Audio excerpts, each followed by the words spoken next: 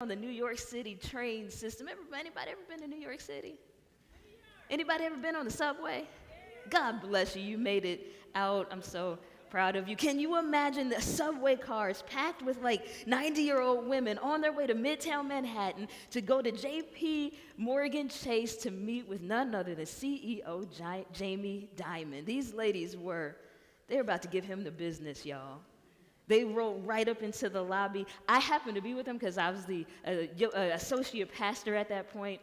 My pastor was the community organizer. He was like, Akila, you got to see this one. Come on, get on the train and roll with us to Chase. And I was like, these ladies are going to get me arrested. I'm too small and too cute to go to jail, but I can feel they're going to get me arrested. And we went to the lobby of the Chase building, and these ladies went straight up to the desk and said, we'd like to speak to Mr. Dimon, please. The lady at the front desk, the receptionist said, oh, I'm sorry, Mr. Dimon doesn't he's not coming down here. And they said, oh, well, you better figure out a way to get him here because we ain't moving until he comes. These women stayed in the lobby. I remember there was a young man who was a security guard. He was sweating bullets like buckets. Can you imagine this group of like 90-year-old women in the lobby refusing to move, being a fire hazard, blocking the elevators, blocking the doors, just popping the squat, leaning up against the wall. They weren't moving. And the security guard came over to the pastor. There were 3 of us came over and said, do you think y'all could move outside? And the pastor said, you want me to tell this group of women to go outside? How would that look if the news channels came and saw that you put a bunch of women on the sidewalk who were just trying to get a conversation with Mr. Dimon, and the poor kid went back and said, oh, y'all gonna get me fired today. And somebody told him, you gotta get those women out of there. And he came back and he said, do you think you could just maybe just move over to the side? I would hate to call NYPD. That's when the pastor came back to the group and said, y'all willing to go to jail for this one? I said, I'm not. The ladies around me said, yes, we'll do whatever it takes. And I was like, y'all crazy. You really trying to get me put in prison today? Well, they didn't send Mr. Dimon, but they sent like the 3rd person below Mr. Dimon. They came. These women had a list of demands. They had a stack of letters to give out. And they said to the woman who came down, we will be back if someone doesn't call us within a week.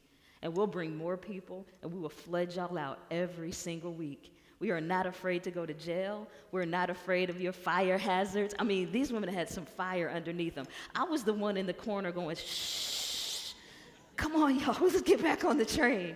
Well, we left the Chase building, and I can't tell you if we changed the interest rates. I can't tell you if Mr. Dimon ever called. I can't even tell you if he wrote a letter. But what I do know is that they created this community that wasn't just for them, but they had this fire inside of them that spread all around the community.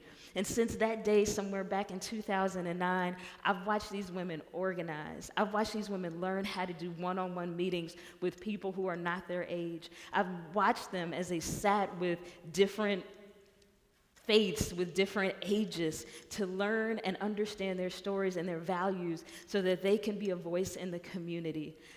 There was a church who had a problem with people speeding up and down their street.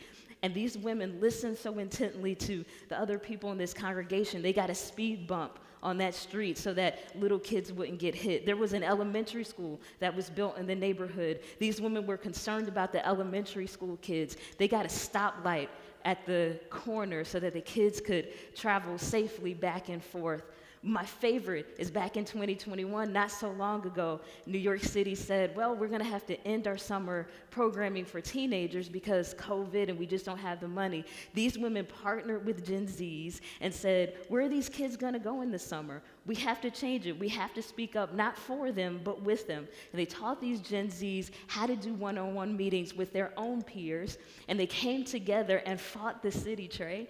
They came and said, oh, these kids have nowhere to go. You all better do something. Now, I don't know if listen, when my grandma says, you better do something, honey, you better do something. And so when these ladies said it, they meant it. They called the Summer City program every single day. Can you imagine hundreds of phone calls from young people, from older people, from teachers, from parents, just a constant stream, so much so that the office stopped answering the phone and finally said, we give up, we'll give them 2 programs. Like, please stop calling. Y'all, there is a power that happens when we listen to one another and understand one another's stories. We understand what matters. We understand each other's values. And I've watched these women change their community, and it started because someone listened to them. It started because they were able to share their stories, to share what they valued, and to share what meant most to them. The chronic problem we have in the church is to skip the listening part and start solving problems that nobody has asked us to solve. And we create these programs. We ask each other, the people who are already at the church, we say, well, we need a new program and we should connect with fill-in-the-blank group. What program would you like to see? And they say, well, I'd like to see a program that looks like this. And you create that program, and then the only people who come to that program are the people who are in the planning meeting, already there. We skip the listening stage and we guess what people want, and we think, at Ministry Incubators, we know empathy and listening is where everything starts. And we have tried several different models, and over again, community organizers are the best listeners. They just get it. And so the last thing, again, that we want to do is just hand over a bunch of to-dos or a bunch of factoids about a generation. We want to give just very, very simple tools that we think transfer to a church setting that get us connected to new populations in a really easy way. And so that's what we want to try today. Once again, we're going to invite you to interact with each other, and I hope this goes okay. But we actually want to practice asking a question. One of the things we know is that good interviewers, good community organizers ask good questions, oftentimes about how you feel about things. Tell me a time you felt this way. Describe a place that feels like this. And for some reason, getting to that as opposed to what do you believe about this, or what can you do, or what do you do for a job, but how do you feel seems to access something that opens people up. And it's a good practice just for relationships, and it's certainly a good practice for community organizing. And so the question we want to present to you today is, tell me about a time you felt at home. Tell me about a time you felt at home. And we're going to ask you to take 2 minutes each. We're going to pair off or in groups of 3s if you need to. But we're going to ask you to, one person will ask the other, tell me about a time you felt at home, and they're going to get 2 minutes to answer. What we do not want you to do is start looking for ways you can go, you know what, that's a lot like me when I did that, and launch into your own story. That's not your role here. You're a listener. So the only questions you can ask are, we talked about it with the lunch session, it's kind of like having a 3-year-old that just keeps asking why. I've got a 5-year-old at home, it still happens. Just keep asking why. Somebody says, well, gosh, you know what, I feel at home when I have this certain lasagna, when my grandma makes this particular kind of lasagna. Well, why does that make you feel at home? Well, actually, it's because the very first time we had it was this Thanksgiving and blah, blah, blah, blah, blah. Well, why was that special? Well, actually, that was the year that we lost so-and-so. And suddenly they've cracked open and started to really share. So really the only questions you're going to ask are for more. Why? Why is that? Now, where was that? Does that make sense? And you're just going to get curious. Rarely do people get offended when you're interested in their lives. Mostly they feel honored.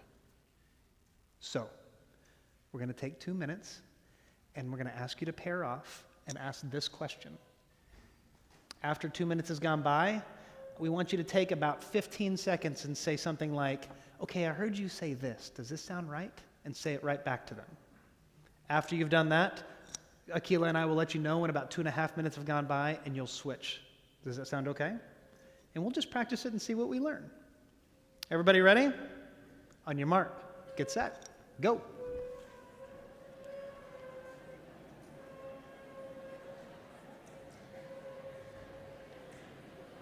You said 2 minutes? 2 minutes, then 15 seconds of...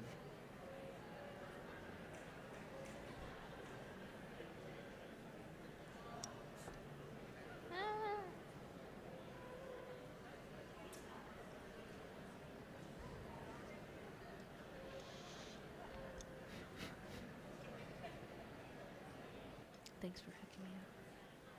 You go straight into the next piece, right?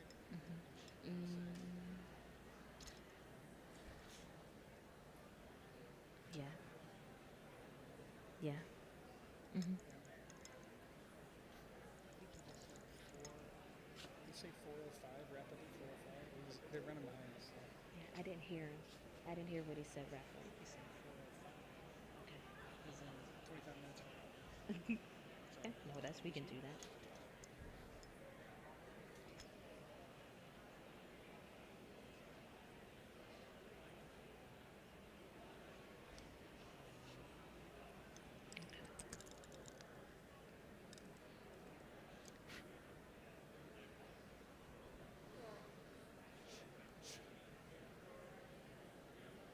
You're just going to hit the bullets really typically 4 moments.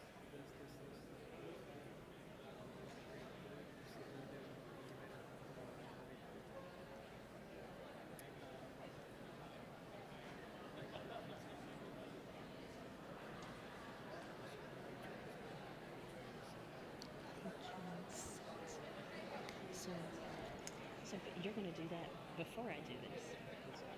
No, no, no. That's a part of the closing. Yeah. Just from here. I'll go there and then. Listen to it.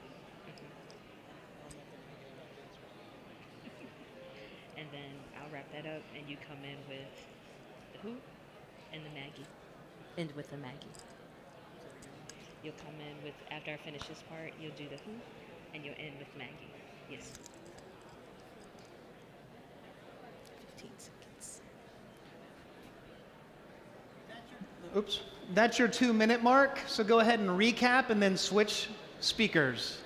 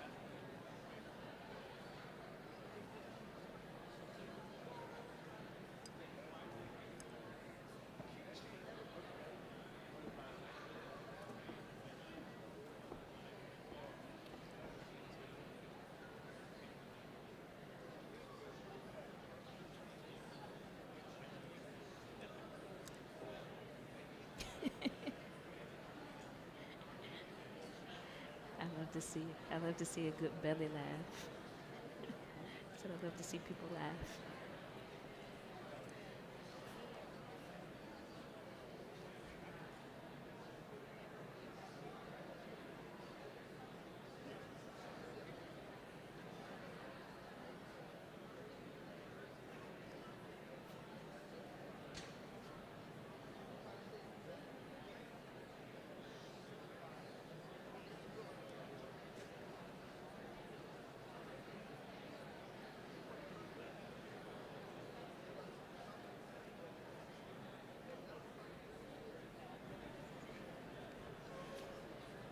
Okay, and that's the 2-minute mark, so take a few seconds to recap what you heard, and then we'll get back to it.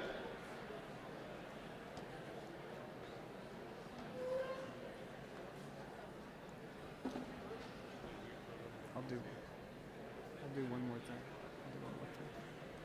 And then change.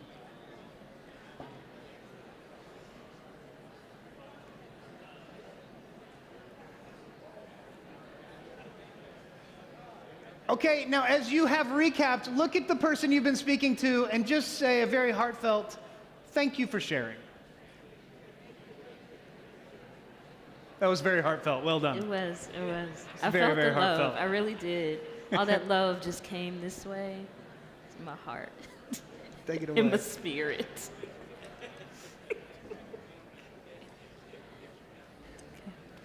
All right, friends. How did it feel to be listened to? Like, if it felt great, give me a thumbs up out there. If you're like, I could have lived without it, just don't give me a thumbs down. I'm a sensitive girl. I can't handle it. Just give me a sideways. If you're like, man, I would have felt better if I could just tell them how our stories connected, which is a big part of listening, we're going to talk about in just a minute, but it felt great to just be listened to for a minute, didn't it? Mm-hmm. Just for a minute. Without somebody telling you what you should do or what you need to do, but just to listen for understanding. Like we said when we started this afternoon, is we believe that community organizing offers us some pretty amazing tools when it comes to listening well. And so I'm going to ask if we go to the next slide here. There are 4 key points that community organizers use that I think could help us as we're listening. As you're listening to anyone, whether that's Gen Zs or millennials or anybody, really, people in your family. I've known folks to do this as they're listening to their kids and to their partners and their spouses, just a way to kind of set the framework on how we can listen well, how we can listen better, how we can really understand each other's stories. The first key point in listening, according to community organizing, is purpose. So in a community organizing relationship, you don't want to surprise people and like, hey, can I just talk to you for a minute? And they're promised banana bread and you come in asking them to be a part of a campaign. Like, you want to make sure that they know why they're coming into the conversation. And so you might set it up, if this were a community organizing relationship, you might say, hey, I want to talk to you about our red light campaign. We want to put a red light by the elementary school there. But it's just a way so folks aren't surprised. Now, when it comes to real life conversations, when it comes to maybe, especially speaking to Gen Zs, I still think that's a good principle. Hey, I'd love to talk to you just to know who you are, just to get to know you a little bit better. I know for me that as an introvert, it helps me to know that I'm not in trouble, that I'm coming in and you really want to know who I am and you really want to know what I value and what I believe and, what's going on in my life. The second principle, I think I need your fingerprint there. Yeah, we are. Our second point is exploration. Now, this is actually, you just did it. First, let me back up. You are all 101 experts. Bravo to you. This morning you became Eli's, and today you became 101 experts. Look at you. Just put that on your resume. Bravo. Good job. But exploration is really what we just did in this room just a few minutes ago. You asked questions. Tell me more. Why did this happen? Well, what happened as a result of that? In a community organizing conversation, we want to know, we want to dig deeper so that we can get to kind of the root of the problem. We want to know where it started. Well, what brought you to that? Y'all kind of gave me all the thumbs up of it felt great to be listened to because someone was asking questions to dig deeper. We were exploring each other's lives and what it meant, what home feels like to each one of us. So asking these probing questions, why, what, how, when, and where. And then exchange is really this mutual back and forth. So we're sharing our stories. You all are also experts at that now. But we might also exchange resources. We might exchange tools. We might exchange names of people to talk to next. So there's this mutuality between the two people. And that's any conversation, right? We listen, we understand, we say words to understand. And so exchanging is a big part of this as well as we're seeking to understand and know folks. And I'll just add something on the exchange. One of the things we've learned as we've practiced sort of teaching people how to do these interviews, how to get interested and curious about people that they don't fully know, well-intended, what often happens is the conversation in terms of like the focus of the conversation is 99% on the person, say a pastor is meeting with. And that feels well-intended, but it also can feel like a really hardcore interview and a little off-putting, frankly. And you can walk away being like, they just drained me for information and gave me nothing, and that's a little lopsided. So just sort of a pro tip, that we have learned is generally the 80-20 rule is nice. Like, we want to focus on them and their lives and get curious. It's also appropriate to sort of match the energy. And if they've shared something, especially something vulnerable, we want to say, gosh, that does remind me of this. And I think I get a little bit of how you feel because of this. It's just a little reciprocity is nice. That's all. In our work at Ministry Incubators, we always start with empathy. Trey mentioned that this morning. I think we might have mentioned that already this afternoon. But we don't say, all right, go start the thing. You got a great idea. Go out there and do it.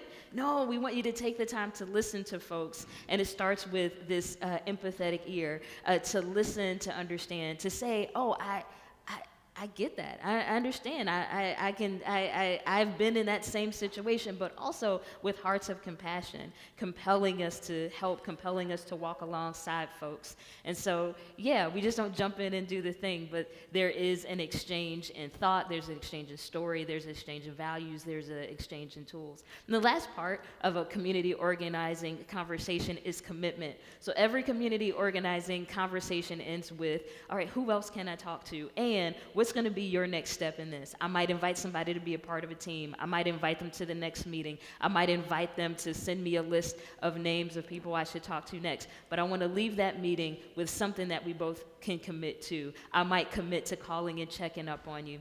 In regular real-life conversations, I don't know if every conversation ends with a commitment. I mean, I would love so much at the end of every conversation with my husband if it ended with, so you're going to do the laundry and the cooking this week. That's your commitment, right?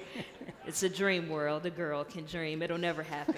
But in real life, it might just be a commitment of, well, I'll check in with you later. I mean, can you imagine the power of saying to someone who's 15 years old, you've just shared stories and you've gotten to know each other, and you say, man, you got that math test in a week.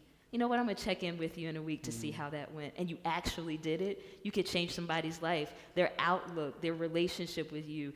Maybe they've got some trust issues with adults, and you've just changed their whole idea of what it means to connect with somebody who's not their age. We've got, I'm not sure whose cars those are, but I'm sorry about the flat tires. But I'm concerned. I want you to know I show empathy towards your flat tires, whoever those belong to.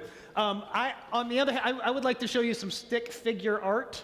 So nice. This is typically what we use. This is a true story. We will not, when we work with missional innovators who are trying to launch a project or a lot of times a business, we will not let them begin to name their service or their product. We will not let them get very far into their sort of financial plan or their financial model until they have filled out several of these silly little stick figure diagrams. We think it's crucial. And that is to say, we ask them to, businesses will call it, you build an archetype. We tend to call it a who. You build who you're working with. And you want to capture, it's like a snapshot of who these people are. And these are not from single interviews. You would probably interview 5 different people and then fill this thing out. And it would be a combination of those people in their lives and their experiences. And then you'd interview 5 different people and you'd fill out another one of these things and correct it. But what we're trying to do is make sure that we're not committing the classic church faux pas, which is, what would I like to see around here? That's the question we're trying to avoid. Instead, we're trying to say, what does the life look like of this person in my community? What are the things they love? What are the things they loathe? What are assumptions that people make about them when they see them? What are assumptions that this person has about the world and how the world works? What are some of their pains? You might say, I think I mentioned earlier, when they go to sleep at night, what are they worrying about? Are they worrying about their kids? Are they worrying about paying the electric bill? Are they worrying about where they're going to go on vacation? Are they worrying about their marriage? Are they worrying about school? Are they worried about bullying? What do they go to bed worrying about? And then what are their gains, or what do they long for? What are the things they wish would be true? Which takes some real thinking about life in their shoes. When we work this process over and over again, the kinds of things or ways we try to support people or connect with people gets 10 times better. And so, once again, Here's a quick thing we know about learning or trying new things. This is just basically fact. When you come to an event like this, you're going to get a lot of information thrown at you, and you're going to sit there in that moment and go, oh, that's really cool, I should do that thing. And you might even write a little note, or you'll make a mental note, oh, I should do that thing. And then at best, that's going to go in your desk drawer, if it ever makes it to your desk drawer. And this is just normal. It's kind of like the camp mountaintop experience that sort of floats away by the time you get home. And that's normal human experience, but we can do things to remind us of lessons we learn in the future, kind of make dates with ourselves. And so here's what we would like to practice. I want to invite each of you. It can be a scratch piece of paper. It can be on your phone, whatever makes sense to you. I want you to begin filling out your first stick figure. And I want you to take a first draft at somebody in your community you would like to connect with. Now, the subject material has been Gen Z. It's been connecting with a younger generation. We'd love for you to start there, but you don't have to. I don't know what setting you're in. I want to give you a couple minutes to begin filling these things out, and it's a draft. It's a guess. But I want you to stick it somewhere in your bag or in your pocket or in your wallet, and hopefully you get back home, and on Friday you glance at it, and you go, oh my gosh, remember that stick figure thing we did? And I would love this to prompt you to set 5 meetings with 5 different people and see if you can't fill one of these things out and see how your first draft was. Does that make sense? Okay, just to get you started, take about 2 minutes and fill one out right now. Pick your person in your head, and we'll check back in. On your mark, get set, go.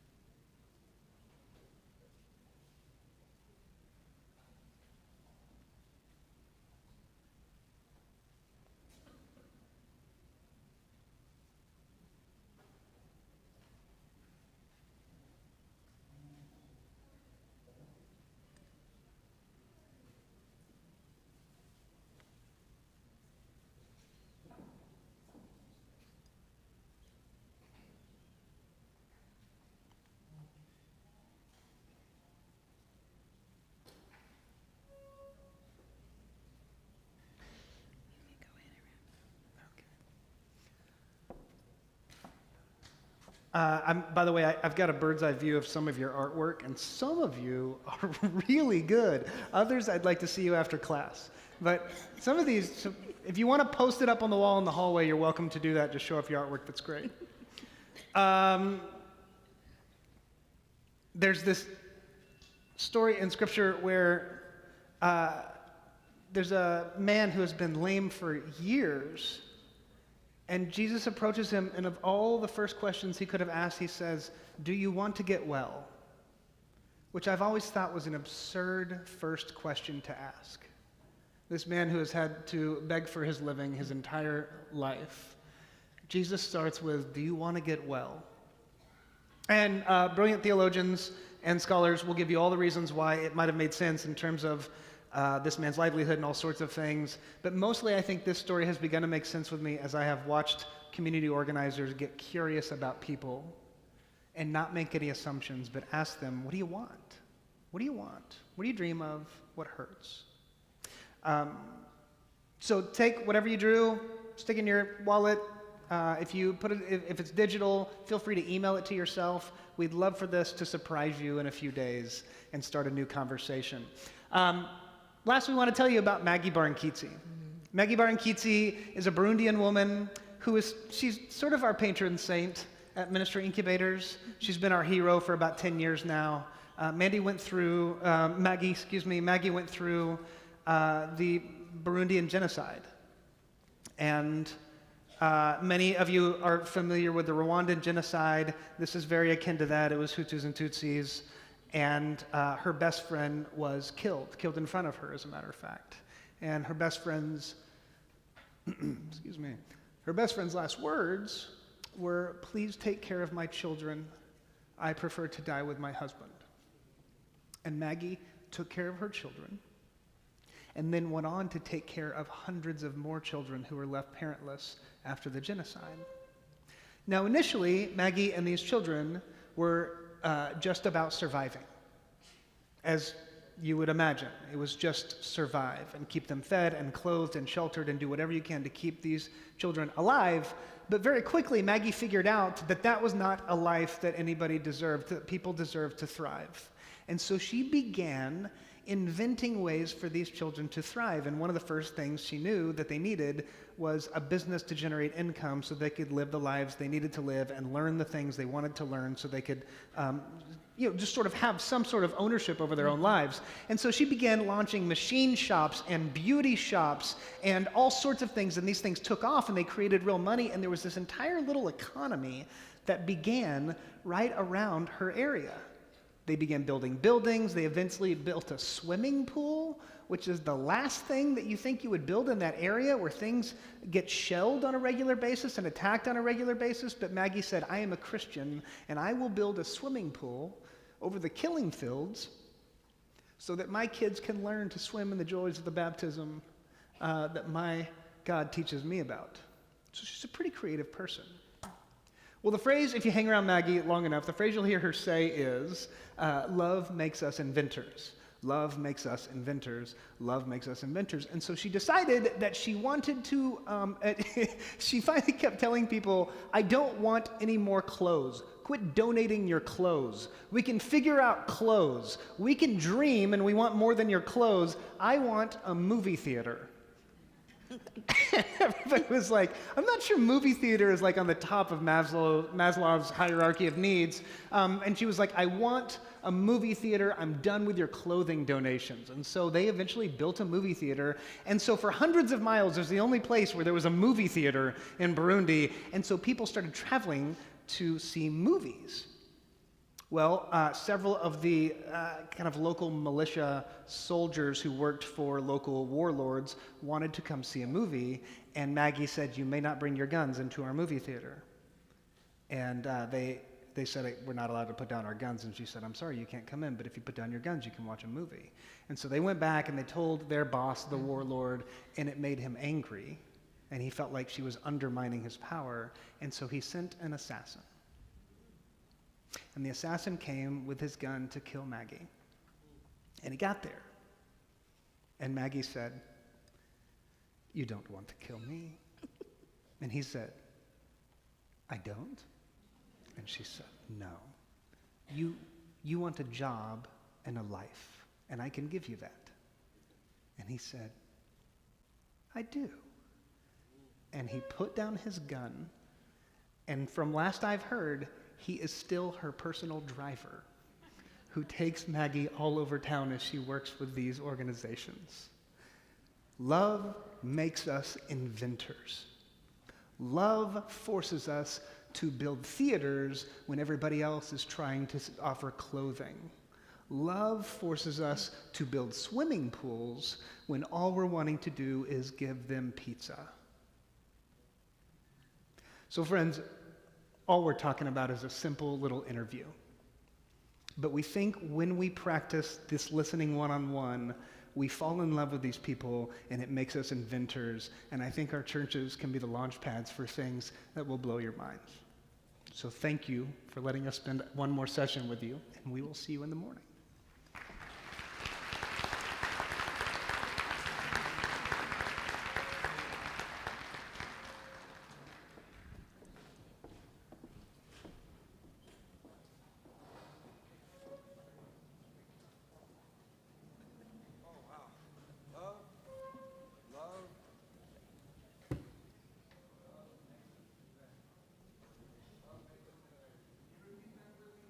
Love makes us inventors. All right, and need is a mother of necessity, is a mother of invention. That's another way to put it. When we love somebody, we're going to find out a way. Failure is not an option, and so love makes us inventors. Okay, so these are really flat tires that are out there. Dr. Howard will report on these flat tires.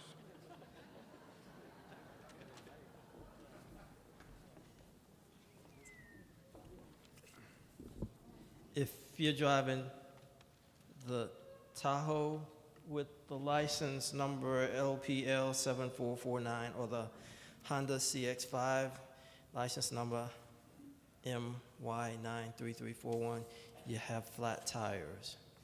And I'm told that it takes a minute to get that done at Walmart, more like 4 hours. So you might want to check on that. If you need help, holler at somebody. We'll help you however we can. Thank you. Thank you. So we have the results of the second ballot, and I'm going to have that put up. We had a total of 226 ballots. I need my glasses. 228 ballots. We needed 115 to elect, and we have an election. Mr. Kevin Walters has been elected as a lay delegate to jurisdictional conference. So now we're going to take the third ballot. So will all the lay members please rise, and the pages will get a ballot to you. And then after we're done with this ballot, we'll move into the general and jurisdictional conference reports by Ms. Kim Simpson and Reverend Tim Brewster, Dr. Brewster. All right?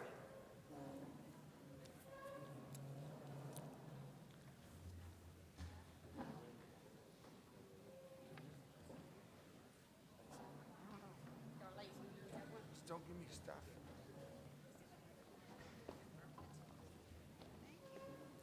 All right, please hold your vote. Yes, hold your vote until further instruction.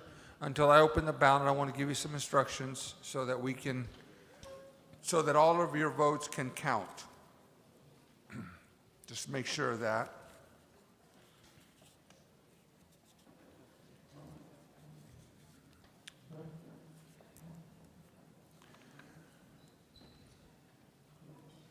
I want to thank Steve Moss and the pages for this work. Thank you so much.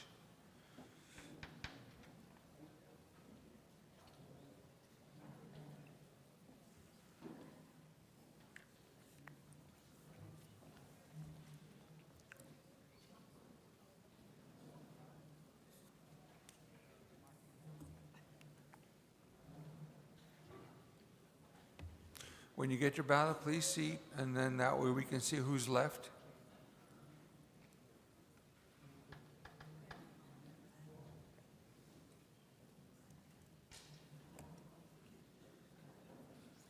Yeah. No, we're going to try. Okay, it seems that almost everyone, is that everyone in the room? I see most people are seated. Yes? Steve, are we good? Yes? Okay, thanks.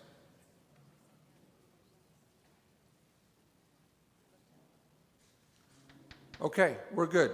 So these are the instructions for this ballot. You're going to mark ballot number 3 at the top of your ballot, and a reminder, we want every vote to be valid, so please do not vote for more than one person. We already have one elected. We only need one more person. Do not vote for Kevin Walters. If you vote for Kevin Walters, your ballot will be invalid. So you're going to vote for one lay delegate, and do not vote for Kevin Walters because he has already been elected. All right? Ballot 3, no votes for Kevin Walters, only one vote per ballot. The ballot is now open.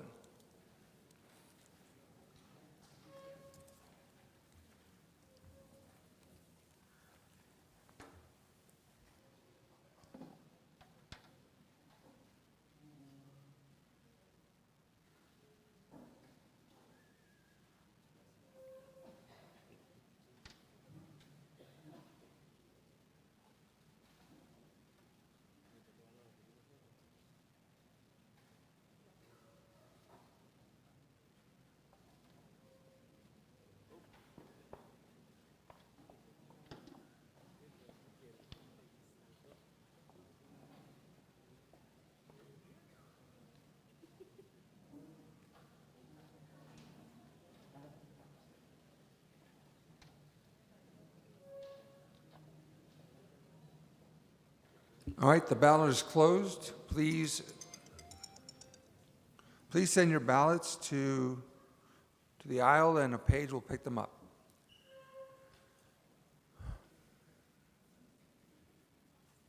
This is ballot number 3.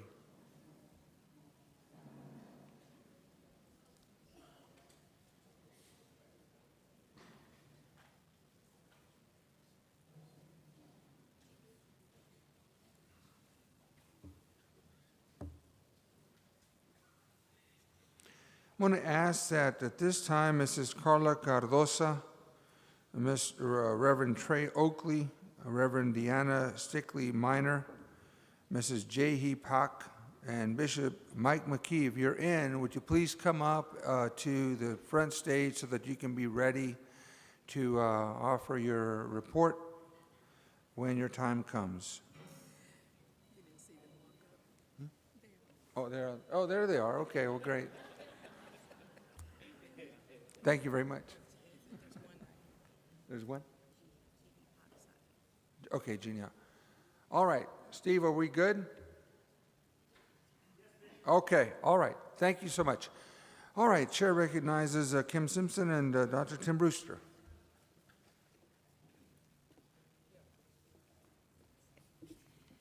Good afternoon. For those who don't know me, I'm Kim Simpson, and I want to, first of all, thank you to be part of the delegation, because I consider it a privilege and an honor to represent the Central Texas Conference on the delegation. So thank you for letting me do that. I'm going to talk to you about General Conference, and then Tim is going to talk to you about how the delegation has prepared and is preparing for General Conference. General Conference will meet April 23rd through May the 3rd, 2024 in Charlotte, North Carolina. There's slated to be 862 delegates coming from all over the globe, and you must know, no one speaks for the United Methodist Church except the General Conference. So if someone says they're speaking for the United Methodist Church, they are giving their opinion or their view, because no one speaks for the United Methodist Church except the General Conference. Now, the General Conference is about 2 weeks long. The first week, we're in 14 legislative committees considering petitions that have been submitted. Petitions for 2020 were about 750 petitions that were submitted for that, which we've already looked at, gone over your delegations doing that. Plus also, more legislative petitions can be submitted until September the 6th, 2023. Now, no one knows how a petition is going to end up.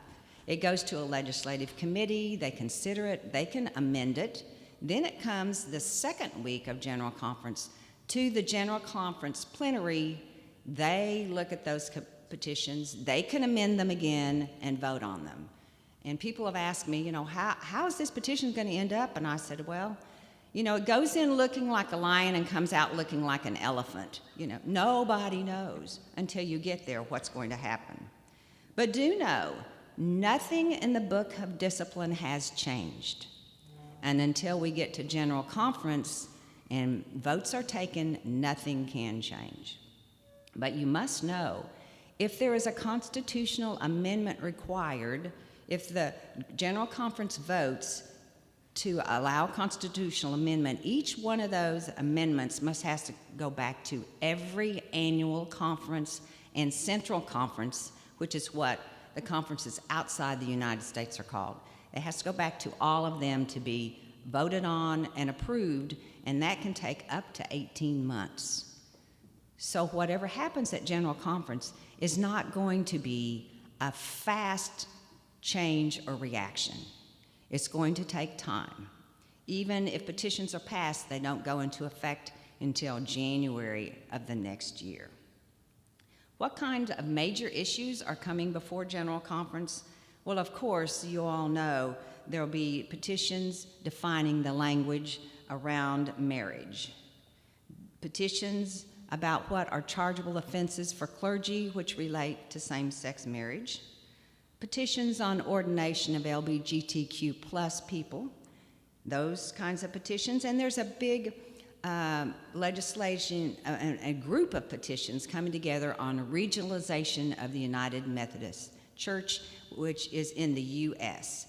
Now, that regionalization would make the U.S. itself its own region, so that we could vote on legislation and parts of the Book of Discipline that relate to the United Methodist Church in the United States only, and not have to bring that to a General Conference and be voted on by people outside the U.S. who have cultural differences that don't understand us. So that's one part, and there's a second step to that called the Christmas Covenant that would also make central conferences outside the United States able to be regions also. So the whole United Methodist Church then would be regionalized, and that way they could be culturally acclimated for their own areas. The budget will also be passed, and that budget has, of course, been impacted by disaffiliations. Right now, I think, and Bishop McKee can correct me, that I think there's a 20% plus decrease is anticipated in income because of disaffiliations, which means expenditures will also have to be decreased in that way too. And how that's going to play out, we're not quite sure yet, because we still have disaffiliations happening. Now, I've tried to hit the high points for you. There are a lot of other items that come with all those petitions that we'll go through. What will have an impact on our conference? I don't know. But next year, we'll be back to tell you what those impacts are and how they will affect our conference after General Conference. My hope is that there'll be a new direction for the United Methodist Church with joy and hope and energy and love for what we're called to do, to spread the love of Christ throughout the world. Thank you.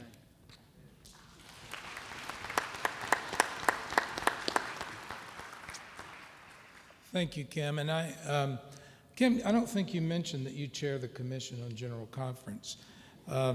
Friends, she chairs the Commission on General Conference. Yes. And I don't think you mentioned, too, that you didn't sign up to do that for year after year. But in these really difficult times of the pandemic, and trying to adjust, trying to decide, can we meet virtually? No, we can't, and postponements and all that. Kim has led the commission through those very stormy waters, and we should recognize Kim's leadership in that.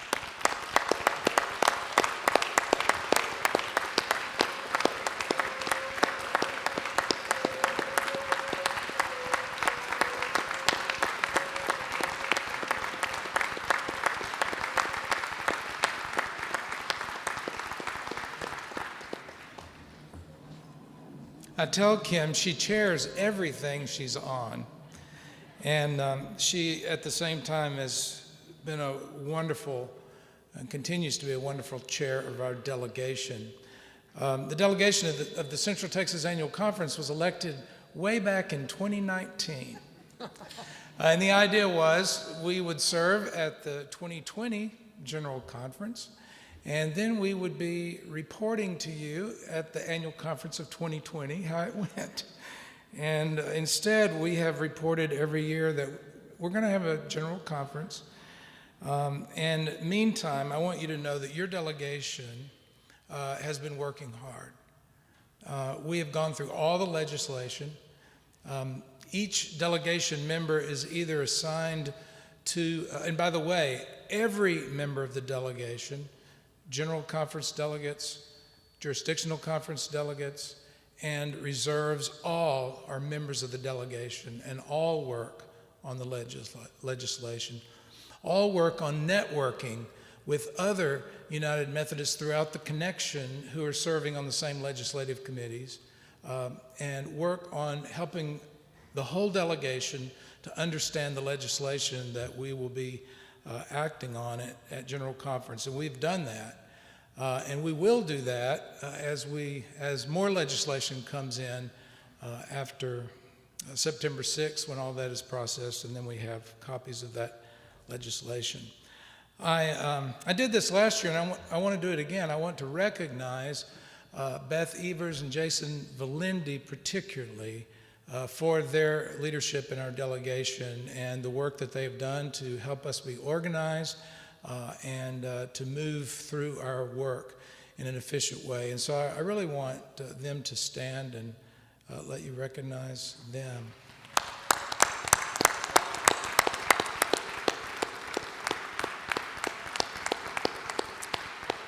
And I'd like the whole delegation to please stand and let the conference recognize and thank you as well.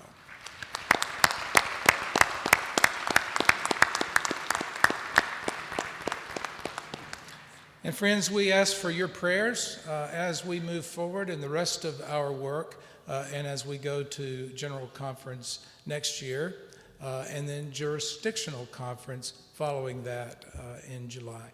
Bishop, thank you. Thank you for your diligent work. Test. Thank you for your work and for your ministry and representing the Central Texas Conference and the global the United Methodist Church worldwide so well, Kim. And let's give them a round of applause from this report. Thank you so much.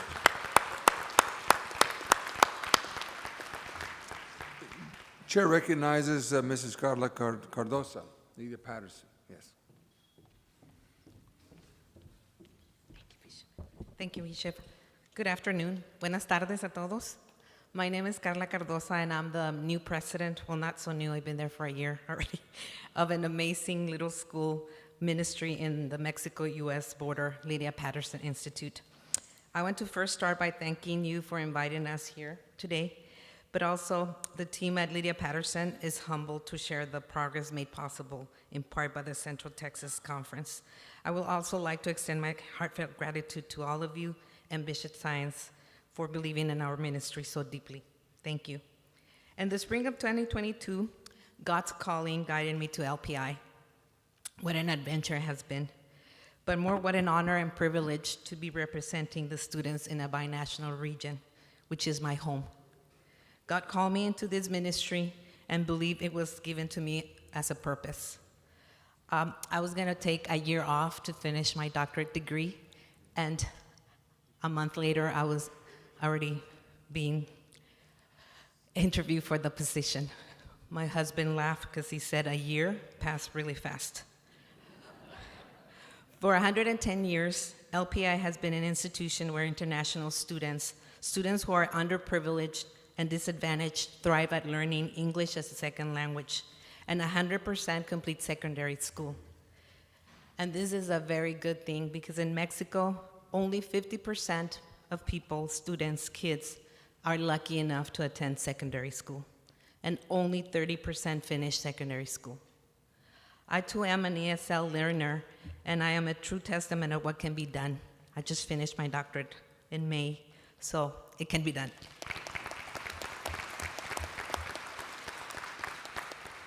As the newly elected president, my top priorities have been reinforcing the school systems and processes and the college and career readiness programs.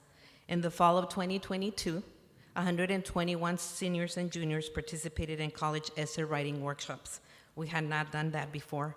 140 students tested to enroll in dual credit courses, which will give them an advantage to get credit for college. Also, 3 weeks ago, we celebrated our senior graduation, and we are proud to announce that 100% of our students will be going to college.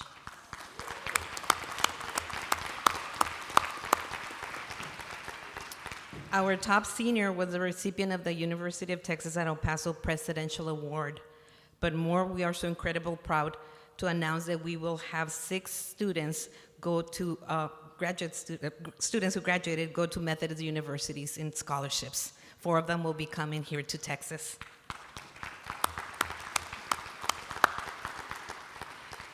Every day we contend with the adversity of the violent and hostile situation in our neighborhood city, Ciudad Juárez, Mexico. While the international border crossing closed, the LPA team continued to strive to produce the safest learning environment for the population we serve. We have also experienced a refugee immigrant crisis, and we continue to work and pray for our brothers and sisters every day. So at the start of 2023, students were welcomed back to classes with a closed campus equipped with a security gate and a camera entry system. Also, we have been working very hard with the General Board of Higher Education Ministry. I'm still trying to learn all the acronyms. And we have been able to secure funds to get testing for all of our students for placement in English language. Present day, to remain faithful to the legacy of the great Lydia Patterson, every student will receive a tuition subsidy with additional full scholarship awarded. We have 280 students presently, and only 30% of our students get a full scholarship. We will continue to seek out resources to provide the courageous educators and the staff of our institution a livable wage while remaining affordable for the students who, without LPI, will lack fair access to education.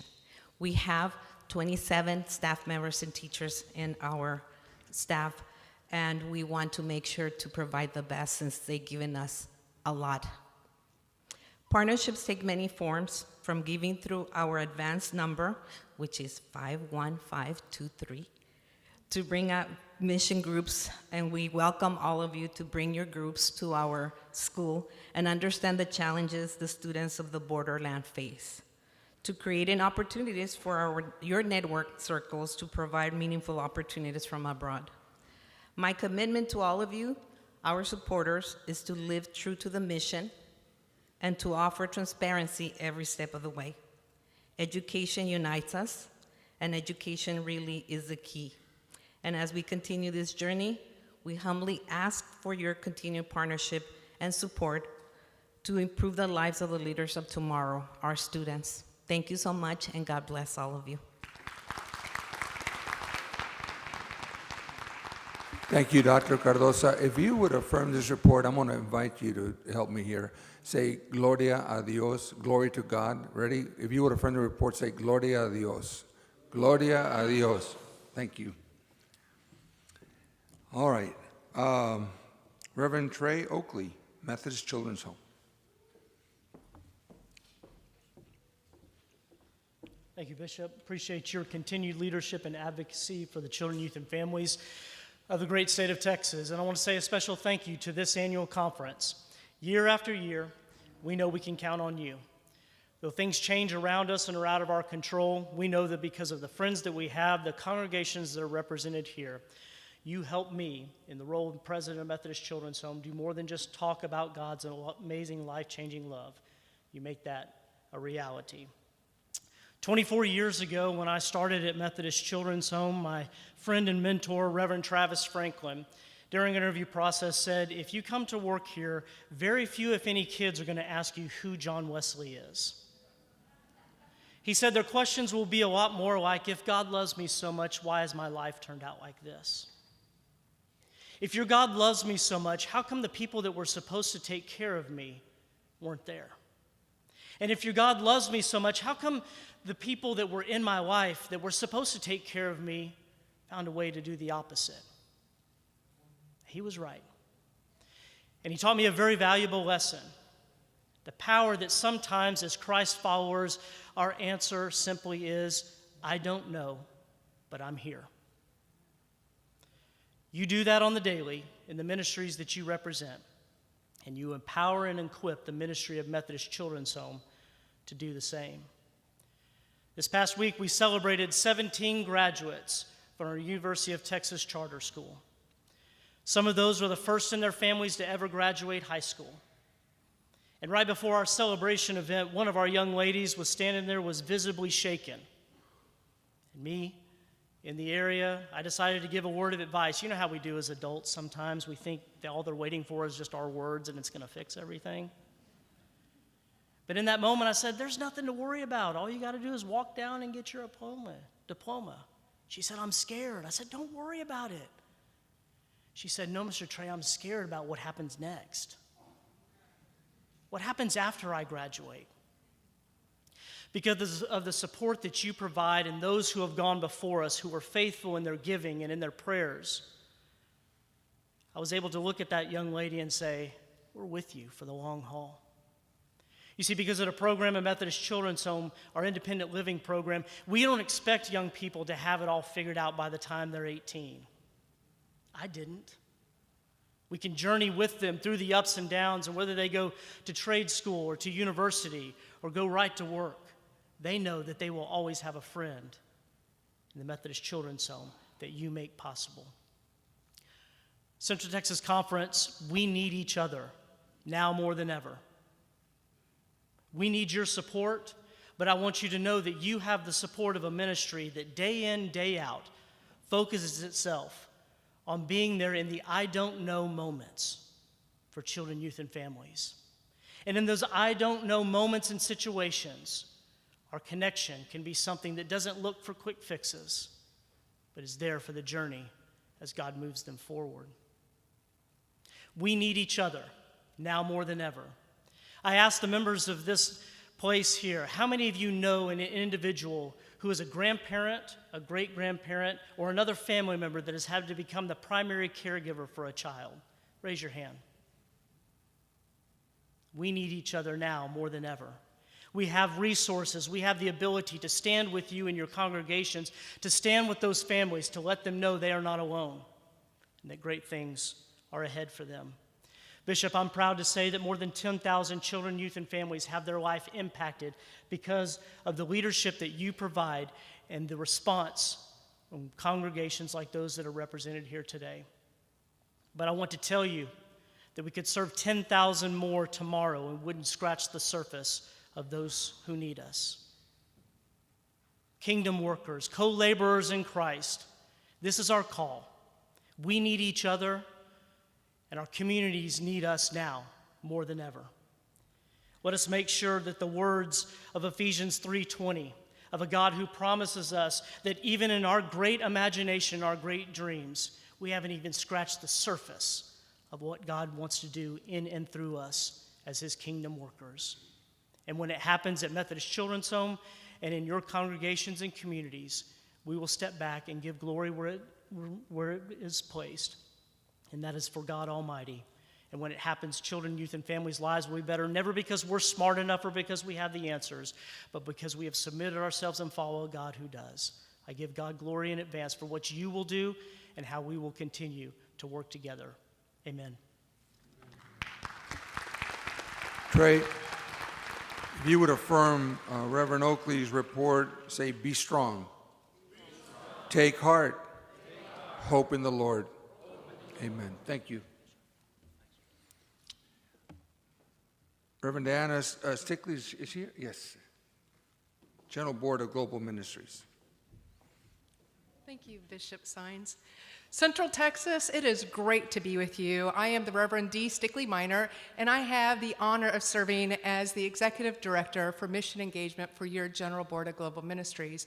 And I bring you greetings from your General Secretary, Roland Fernandez, whose visionary leadership is grounding global ministries and UMCOR in the practice of listening, which we just heard about. And we hope that this results in deeper mutuality and accompaniment as together we seek to connect the church in mission across the world. We believe in a God that so loved the world, and this divine act calls us to see also beyond our congregations and communities. To help us do this, God gave us the gift of the Holy Spirit so we can indeed see, hear, and understand each other, building a community that transcends culture, ethnic, geographic, racial, and other differences. We dare, as United Methodists, to believe and act that we can be a worldwide church, because with God, all things are possible. And guess what? It actually works, because we believe. Here's a snapshot of what we were able to accomplish in 2022. We have over 200 missionaries serving around the world. And you know, right now, more missionaries serving in Africa come from Africa. In Central Texas, you supported 3 of those last year. We are indeed a worldwide church. And our missionaries, they bring health care, provide education, build capacity for a sustaining United Methodist witness, plant churches, work in agriculture, engage in peacemaking, and other critical ministries. In Central Texas, we are so grateful because you supported 13 missionaries in 2022. So thank you. Because of your participation in a worldwide church, missionaries are bringing hope in very concrete ways. Like you, we start United Methodist congregations in countries where no Methodist presence has existed. And in 2022, this resulted in 27 new faith communities where the gospel is shared and local leaders grow and sustain the movement. So you help evangelism spread across the world. Isn't being a part of a connectional church amazing? We're able to see these fruits locally and globally. And through our global health, lives are saved. Malaria deaths continue to decrease. Health facilities have been renovated, and capacity is built of local healthcare providers, providing havens of hope where children can grow, laugh, and play, and the cries resulting from death continue to lessen. The United Methodist Church is literally saving lives and spreading the power of the gospel in so doing, and you help make this possible. In 2022, UMCOR responded to 97 disasters and gave over $29.1 million in grants. And we are grateful for the many volunteers who respond embodying the love of Jesus. We know that the impact of war is deep and often unspeakable. As of April this year, United Methodists have given more than $27.5 million, and we have awarded more than $18 million to support people and communities affected by the war in Ukraine. And our work of healing and hope continues as we work with partners. In Central Texas, you all raised over $660,000 last year to help provide hope to people in Ukraine. Your resilient generosity is making healing and hope possible for many. Thank you. Thank you. You will never know the gratitude that people have. So in the midst of turmoil, you remained faithful, and you continue to be in mission. And we are grateful, particularly for 2 members of your conference, Darlene Alford, who's a member of our board, and Molly Haynes, who serves as your conference Secretary of Global Ministries. They help make the connections. And your resilient generosity is touching countless lives. In 2022, you all gave over $990,000 through the advance. Your active participation in our connectional worldwide church makes hope real. It feeds, heals, creates believers, builds capacity, removes unexploded landmines, and so many other miracles. Thank you for living your faith.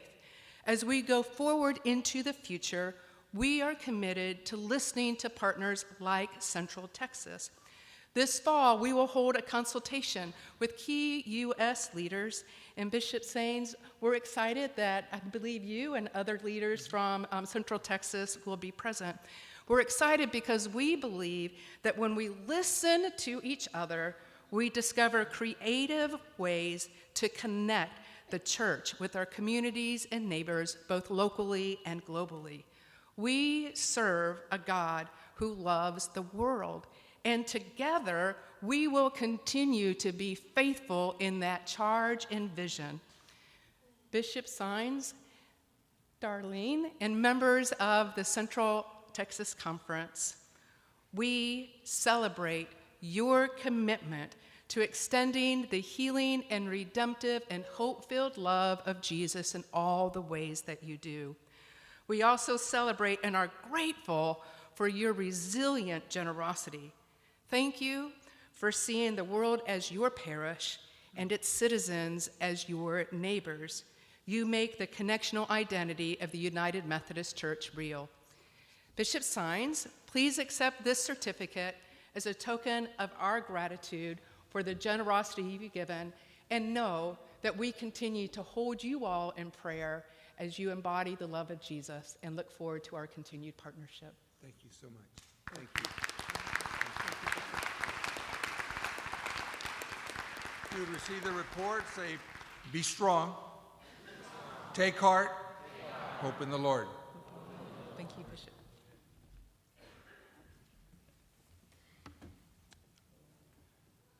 Miss Jahee Park. Did I get that right? Jihai. Jihai. Yes. Thank you. Good afternoon, Bishop and members of the Central Texas Annual Conference. My name is Jihai Kim Pak. I am here today as your staff of the General Commission on Religion and Race of the United Methodist Church, GCOR for short. I am grateful to be here with you all and want to thank you all, and especially our board member, Reverend Dr. Clifton Howard, for the invitation to share with you a little bit about our ministry. As church leaders, have you ever asked the question, how can I make my church a place where all people belong and feel welcomed? Have you ever asked, how should I approach difficult conversations about racism and bias within my congregation?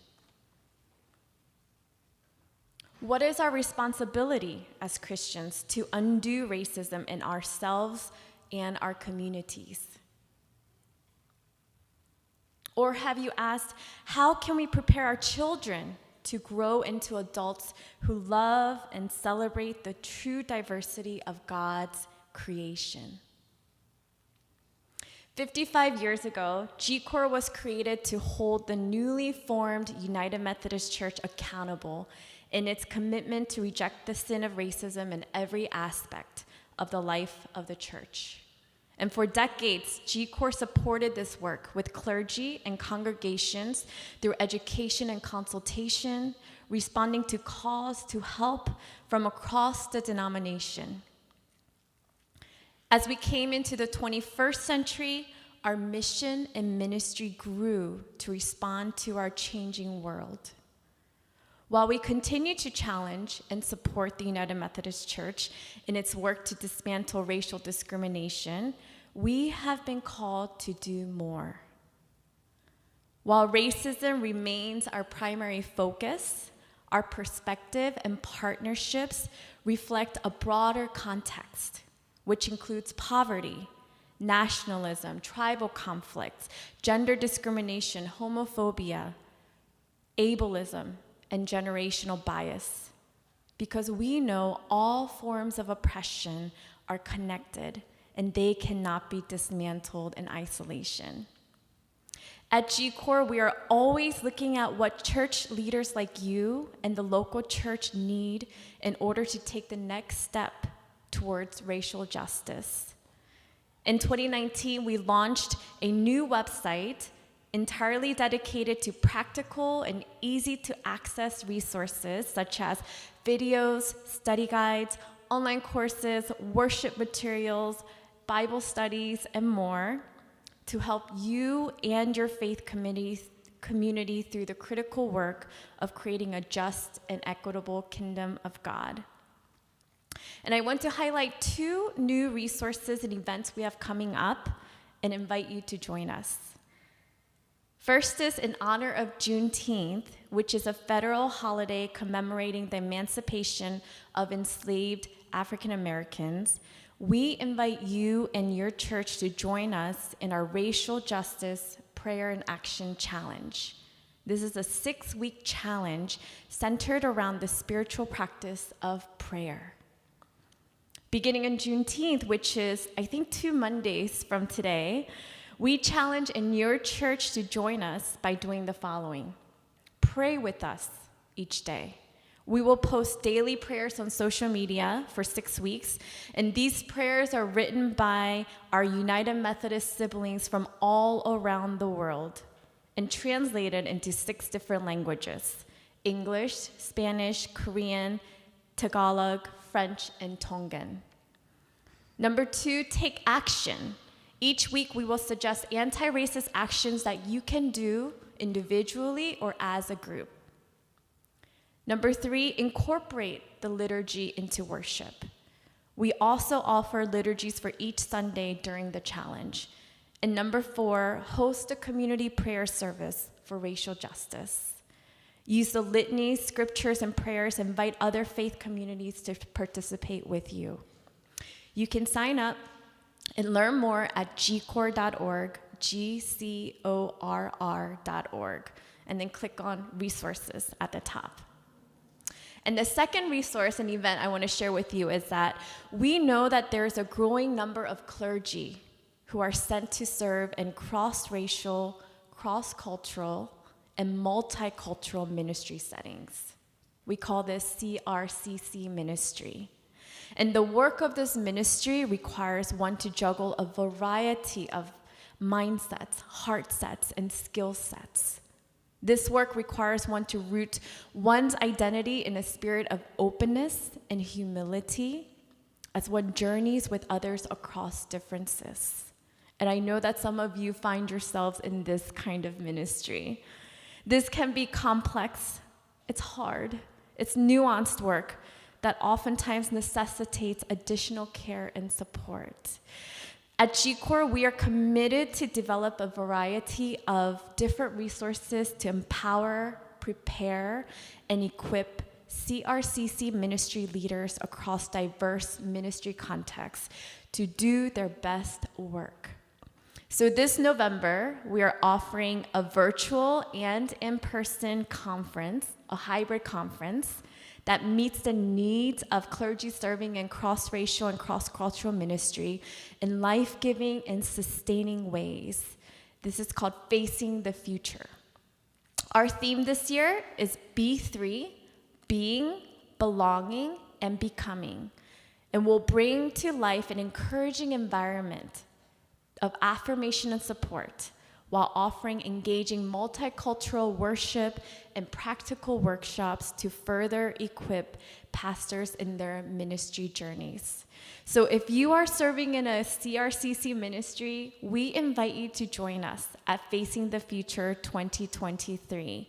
You can register for the event at www.gcorr.org, G-C-O-R-R. And the registration just opened up literally 30 minutes ago.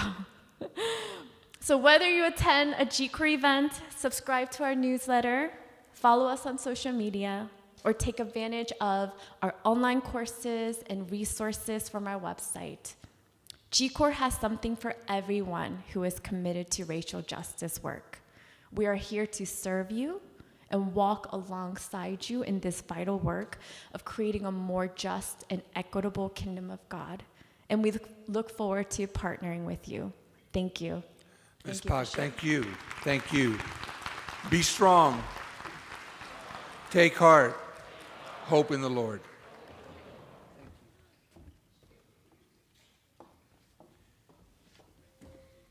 Bishop Mike McKee, Perkins School of Theology. Welcome, Bishop. Thank you, Bishop. So I bring greetings from Perkins School of Theology and Southern Methodist University.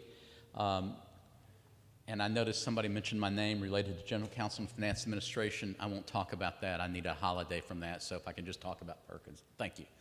So I simply want to say a word of appreciation to Bishop Sines. I look forward to him joining the executive board of Perkins School of Theology. As we all know, he's a Perkins graduate. His MDiv is from Perkins, as is his DMin. And it's my privilege to be present last fall when he received the 2022 Distinguished Alumnus Award. And so, Bishop Sines, related to that, welcome to that club. We think you deserved it. So would you say a word of appreciation to Bishop Sines and his leadership?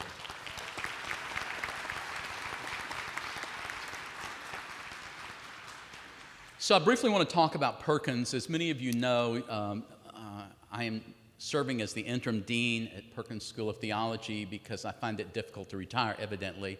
But I was glad to do that simply because, like many of you in the room, not all of you, but like many of the clergy, you were formed at Perkins School of Theology, and we have much to be grateful for in terms of that formation and that education.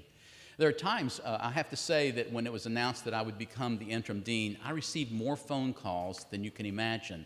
And it basically was from previous graduates of Perkins School of Theology, many of them who were my classmates and graduated in 1978, remember that. And the thing I said is they all had some advice to me about what needs to happen at Perkins. And I'm thinking, what you're saying is you want Perkins to look like it did when you were here. And I said, yeah. And I said, does your church look today like it did 40 years ago? And they said, no. And I said, and the reason I tell that is because what I want you to know, as all of us to know, is theological education, its formation, is undergoing change just like the church. And it's undergoing change really that I think will be helpful, not only for Perkins, that's not the most important thing, but helpful to the church which we serve as well. I just want to highlight for you one of the hybrid that we have that is working beautifully. And that's what is called the Houston-Galveston hybrid. I'm grateful for Methodist Hospital of Houston and their work with that as well. And it's interesting because we have a number of students who come in a couple of times a semester, and they go to class online throughout the semester, and they form cohorts, and it is interesting to see what a deep covenant there is among the 90 students in Houston. I was privileged to be with them one evening early in the year, and it was a privilege for me because I got to see how it is they connected with each other and how it is that they actually came to Houston, Texas from California, Delaware, and all across the country. And it was a reminder to me about how we are connected in a variety of ways, not only at Perkins, but in the United Methodist Church. And to have that kind of hybrid in which we realize that it's not that we're just connected at an annual conference, although that's very important, but it's also important that we are connected with clergy or clergy-to-be or laity that are across this country. And to so see that symbolized and made known in just a theology class and a question and answer that I had with many of them. Perkins is doing good work. I will say to you that it's also been a privilege that I have met individually with each one of the Perkins faculty and learned what they were doing. And I heard them talk about their scholarship, and I was, to be honest, I thought, maybe not much is going on here. But in listening to the stories, or actually what they were working on, I was mesmerized. And I began to think about how is it that we tell that story, and we don't do it well, I admit that, but how it is that they are really learning what it means to take the deep theological roots that we have in Methodism and intersect that with our culture and what is happening today. And any good student of theology finally has to do that what is really happening in the world and what our doctrine and our biblical witness is how they intersect with each other and form persons for ministry. Many of us have learned that. Many of us are carrying what we learned 30 years ago. But the truth is Perkins is seeking to be up to date about all of that. What I do want to tell the Central Texas Conference is that we are still accepting applications for the fall. And this is something that's really important for Central Texas Conference prospective students to know, is that Central Texas Conference has an endowment known as the PACE Fund, which was a match of what we gave in the Central Texas Conference and what the Perkins Prothro Foundation gave to Perkins that benefits scholarships for students in the Central Texas Conference. There is more than adequate scholarship dollars available to students in Central Texas Conference than what you know. If you want to know more about that, stop at the Perkins table. But I also want to say to you is that we are evolving. We look to start other hybrid opportunities throughout the jurisdiction. I've jokingly said that we could actually start one in Fort Worth so that people don't have to drive so far to Dallas. I want you to know that I drove every day to Dallas from Fort Worth when I was a student. But we live in a very different world, and we know that the delivery of education, theological education, as our sister and brother institutions are doing in the United Methodist Church, they are making changes as well.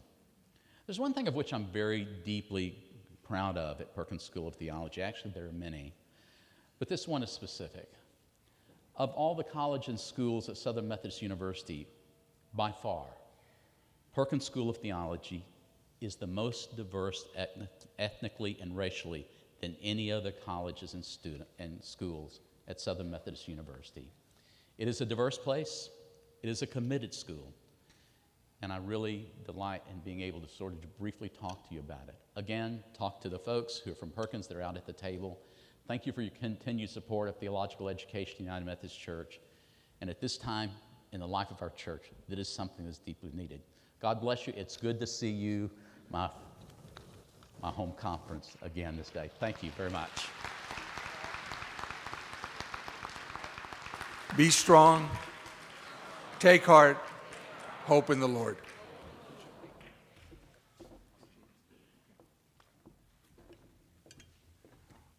All right. Thank you, Bishop.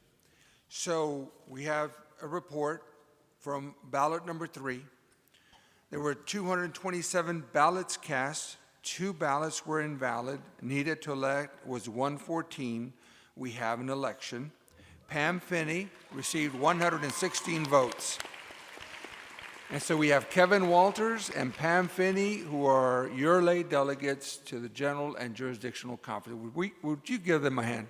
And thank you for your good work. All right, we've come to the end of our agenda for the day. Dr. Howard, do you have some closing announcements for us? All right.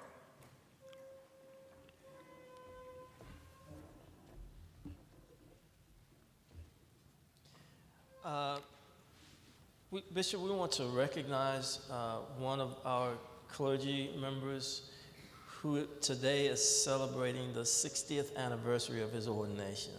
Reverend Dr. Jesse Sowell. Jesse, are you here?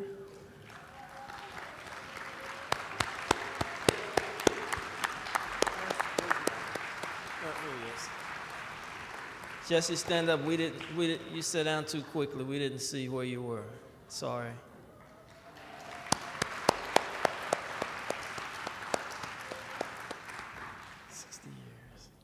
Just a reminder that the commissioning and ordination service is at 7 p.m. tonight, again across the hall in the Brazos room. Cabinet members will be meeting in the lower level in the Ranger Room 110 at 6 o'clock for 5:30, I believe, for pictures and dinner. The annual conference offering, another update. At this moment, it stands at $12,414.65. However, we have a challenge grant, Bishop, of $5,000 So if you're feeling led by the Spirit to help us meet that challenge, I hope you will follow the leading of the Spirit. You'll have plenty of opportunity to do that. Thank you. The conference is not over yet. All right. Friends, the ordination services tonight at 7 o'clock. We do not ordain people in a local church. We ordain them at the annual conference. And what we're saying is that when the Board of Ordained Ministry examines you and recommends you, and the clergy session approves you and receives you into session, when these persons are ordained at an annual conference, we are all saying, we recognize the gifts of God in you, and we will receive you as our pastor if you are sent to us. And that's what we're doing. And so this is a sacred moment, not just for the ordinands and those to be commissioned, but also for all those that have walked with them. I'm going to just share one other thing. You never know when God is going to call you to ministry. I was at Bishop Joe Wilson's spouse's funeral, Zoe Wilson, this past Saturday in Georgetown. I drove into Georgetown. It struck me that in 1990, I was a lay member to the annual conference just like many of you are. I had my business, life was good, I had my plans for my future and everything else. Well, lo and behold, I received a call to ministry at the annual conference. It was during a worship service, and not much was going on, but God called me to ministry at an annual conference. So the Spirit of God is at work here, moving in our hearts, inspiring. We've heard a lot of reports, but they've really been words from the Lord. And so I hope that this is not just about business, but this is an opportunity for us to really listen to what God is calling us to do. And if you're a lay person and maybe God is going to strengthen your ministry in whatever vocational endeavor you're involved in, then you are a Christian in your workplace and you're meeting with people who would never darken the doors or our sanctuaries. But you are there to give people hope and help and healing. And so I pray that this will be an encouraging time for you also. I just want to thank you for your good work. We've done some good work today. We've heard some amazing reports.